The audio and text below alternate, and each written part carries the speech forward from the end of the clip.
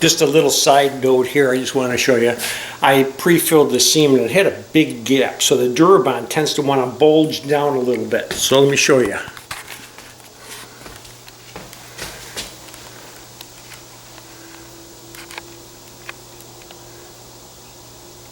Okay, you see how that's bulging down just a little bit?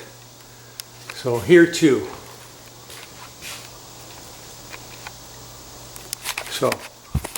So what I let it do is I just let it set up a little. I let it set up a little. Where's my long handle? It's around here somewhere. Oh, there it is. And I take my long handle knife like this and I just flatten it out. See how that just flattened out? Okay.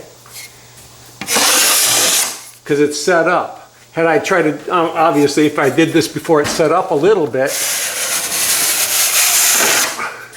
it wouldn't have done that.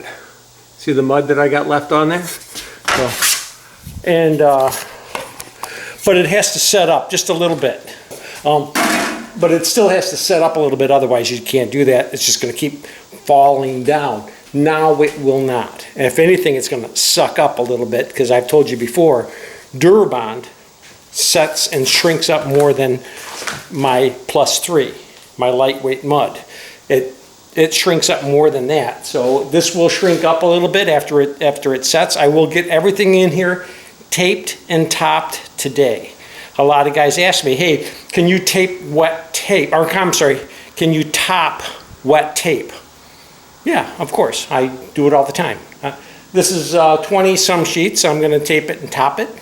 It's going to get taped and topped. Have a good day. Hey, if you really like the videos, subscribe.